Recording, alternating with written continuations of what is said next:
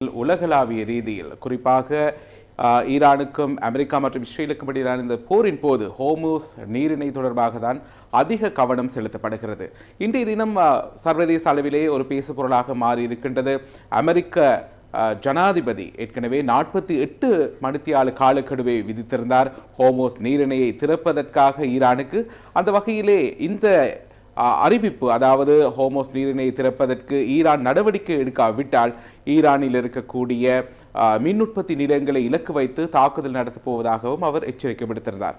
இந்த எச்சரிக்கை விடுக்கப்பட்டு தற்போது 24 மணித்தியாலங்களுக்கு மேல் கடந்து சென்றிருக்கின்றது. இந்த நிலையில் மற்றொரு முக்கியமான கலந்துரையாடல் இன்றைய தினம் இடம்பெற்றிருக்கிறது. இது தொடர்பாக சர்வதேச அளவிலே கவனம் செலுத்தப்படுகிறது. அமெரிக்க ஜனாதிபதி டொனால்ட் ட்ரம்ப் மற்றும் பிரித்தானிய பிரதமர் கீர் ஸ்டார்மர் ஆகியோருக்கு இடையிலான தொலைபேசி உரையாடல் இது தொடர்பாக இடம்பெற்றிருக்கின்றது. இந்த தொலைபேசி உரையாடலின் போது இரு நாட்டு தலைவர்களும் சர்வதேச எரிசக்தி சந்தையின் ஸ்திரத்தன்மையை பேணுவதற்கு உறுதிப்படுத்துவதற்கு வேண்டுமாக இருந்தால் ஹோர்முஸ் நீரிணையை மீண்டும் திறக்க வேண்டியதன் அவசியத்தை இரு தரப்பினரும் உடன்பட்டு அது தொடர்பாக கலந்துரையாடியதாக தான் சர்வதேச ஊடகங்கள் தகவல்களை வெளியிட்டிருந்தன. அமெரிக்க ஜனாதிபதி டொனால்டு டிரம்பின் எச்சரிக்கைகளுக்கு ஈரானின் புரட்சிகர பாதுகாப்பு படை பதில் வழங்கியுள்ளது. தமது நாட்டின் மின் உற்பத்தி நிலையங்களுக்கு ஏதேனும் பாதிப்பு ஏற்பட்டால் ஹோர்முஸ் நீரிணையை முழுமையாக மூடுவதாக அவர்கள் அறிவித்துள்ளனர்.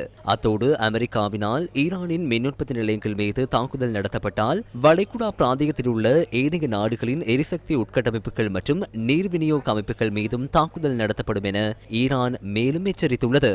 இதுகுறித்து எக்ஸ் தளத்தில் பதிவிட்டுள்ள ஈரான் ஜனாதிபதி, ஈரானின் இறையாண்மையை மீறும் தரப்பினரை தவிர ஏனைய அனைவருக்கும் ஹோர்முஸ் நீரிணை திறந்தே இருக்கும் என தெரிவித்துள்ளார். அமெரிக்கா மற்றும் இஸ்ரேலிடமிருந்து வரும் அச்சுறுத்தல்கள் காரணமாக ஈரான் மக்களின் ஒற்றுமை மேலும் வலுப்பெறுவதாகவும் அவர் வலியுறுத்தியுள்ளார். ஈரானுக்கு எதிரான போரை முன்னெடுப்பதற்கு அமெரிக்காவிடம் போதுமான நிதி உள்ளதாக அமெரிக்க திரைசேரியின் செயலாளர் ஸ்காட் பெசன் தெரிவித்துள்ளார். என்பிசி ஊடக வலையமைப்பின் நிகழ்ச்சி ஒன்றில் கலந்து கொண்டு கருத்து வெளியிடும் போதே பென்டகன் காங்கிரசிடம் மேலதிக நிதியை கோருவதாக குறிப்பிட்டார். யுத்த நடவடிக்கைகளுக்காக $200 பில்லியன் நிதியை அனுமதிக்குமாறு வெள்ளை மாளிகையூடாக காங்கிரசிடம் கோரிக்கை விடுக்க அமெரிக்க பாதுகாப்பு திணைக்களமான பென்டகன் தயாராகி வருவதாக கடந்த நாட்களில் தகவல்கள் வெளியாகியிருந்தன. எவ்வாறாயினும் அமெரிக்காவின் ராணுவ பலத்தை வருங்காலத்தில் மேலும் அதிகரித்துக் கொள்ளும் நோக்கில் எதிர்கால நடவடிக்கைகளுக்காக மாத்திரமே இவ்வாறு நிதி ஒதுக்கீடுகளை எதிர்பார்ப்பதாக ஸ்காட் பெசன் தெரிவித்துள்ளார்.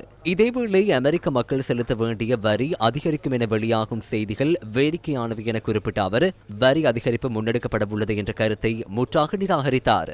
தற்போதுள்ள தகவல்களுக்கு அமைய ஈரானுக்கு எதிரான போரின் முதல் 6 நாட்களுக்கு மாத்திரம் அமெரிக்காவின் செலவு $11 பில்லியன் கடந்துள்ளது. இதேவேளை எக்ஸ் தளத்தில் செய்தி ஒன்றை வெளியிட்டுள்ள அமெரிக்க ராஜாங்க திணைக்களம் உலகம் முழுவதும் வாழும் அமெரிக்க பிரஜைகளுக்கு மீண்டும் ஒரு எச்சரிக்கையை விடுத்துள்ளது. அதில் பாதுகாப்பு குறித்து மிகுந்த அவதானத்துடன் இருக்குமாறு அறிவுறுத்தப்பட்டுள்ளது. பல்வேறு நாடுகளின் வானிலைகள் மூடப்படலாம் எனவும் மத்திய கிழக்கு மற்றும் அதற்கு வெளியே உள்ள அமெரிக்க தூதரகங்கள் உள்ளிட்ட ராஜதந்திர கட்டிடங்கள் இலக்கு வைக்கப்பட்டுள்ளதாகவும் அமெரிக்க ராஜாங்க திணைக்களம் மேலும் குறிப்பிட்டுள்ளது. அமெரிக்க ஜனாதிபதி எச்சரிக்கை விடுத்ததை போன்று ஈரானின் மின் உற்பத்தி நிலையங்கள் மீது தாக்குதல் நடத்தப்படுமா? இது குறித்து ஐக்கிய நாடுகள் சபைக்கான அமெரிக்க பிரதிநிதி மைக் வால்ட்ஸ் கருத்து வெளியிட்டிருக்கின்றார். அவர் CBS ஊடக வலையமைப்பிற்கு வழங்கிய ஒரு நேர்காணலின் போது இந்த விடயம் தொடர்பாக கருத்துக்களை வெளியிட்டிருப்பதாக சர்வதேச ஊடகங்கள் செய்தி வெளியிட்டிருக்கின்றன. அதாவது இந்த ஐரோப்பிய நாடுகள் மற்றும் அமெரிக்கா மாத்திரமல்லாமல் ஐரோப்பிய நாடுகள் அனைத்துமே ஈரானில் இருக்கக்கூடிய புரட்சிகர பாதுகாப்பு படையை ஒரு பயங்கரவாத படைப்பிரிவாக அவர்கள் அடையாளப்படுத்தியிருக்கின்றார்கள். அந்த வகையிலே ஈரானின் இந்த புரட்சிகர பாதுகாப்பு படையின் அதிகாரத்தை முறியடிப்பதற்காக அமெரிக்கா மேற்கொண்டு வருகின்ற இந்த நடவடிக்கைகளின் போது அந்நாட்டின் அணுமின் உற்பத்தி நிலையங்கள் மீது தாக்குதல் நடத்துவதற்கான அவசியம் ஏற்பட்டால் அது குறித்து பரிசீலிப்பதில் எவ்விதமான பிரச்சனையும் இல்லை. அதற்கு தமது நாடு தயாராக இருப்பதாக ஐக்கிய நாடுகள் சபைக்கான அமெரிக்க பிரதிநிதி தெரிவித்திருக்கின்றார். அதே நேரத்திலே இந்த விடயத்திலே மேலும் பல முக்கியமான தகவல்கள் பதிவாகியிருந்தன. அது தொடர்பாகவும் நாங்கள் தற்போது கவனத்தை செலுத்தலாம். இதேவேளை ஜனாதிபதி டொனால்டு டிரம்பின் அச்சுறுத்தல்களுக்கு மத்தியில் ஏற்படக்கூடிய எந்தவொரு ஆக்கிரமிப்பையும் ஒரு தேசமாக எதிர்கொள்ள தயாராக இருப்பதாக கியூபா தெரிவித்துள்ளது. கியூபாவின் பிரதி வெளிவிவகார அமைச்சர் என்பிசி ஊடக வலையமைப்புக்கு வழங்கிய நேர்காணலின் போதே இதனை தெரிவித்துள்ளார். அமெரிக்காவினால் அச்சுறுத்தல்கள் விடுக்கப்பட்டு வரும் பின்னணியில் மசகு எண்ணெய் தட்டுப்பாடு காரணமாக கியூபா தற்போது கடும் நெருக்கடியை எதிர்கொண்டுள்ளது. கடந்த ஒரு வாரத்துக்குள் மாத்திரம் அந்நாட்டின் மின்சார விநியோகம் 2 முறை முழுமையாக துண்டிக்கப்பட்டது. தசாப்த காலங்களாக கியூபாவுக்கு தேவையான மசகு எண்ணெயை வெனிசுவேலா வழங்கி வந்தது. எனினும் இந்த ஆண்டு ஆரம்பத்தில் அமெரிக்க ஜனாதிபதி டொனால்ட் ட்ரம்ப் இந்த விநியோகத்துக்கு தடையை ஏற்படுத்தியமையே தற்போதைய இந்த நிலைமைக்கு காரணமாக அமைந்துள்ளது.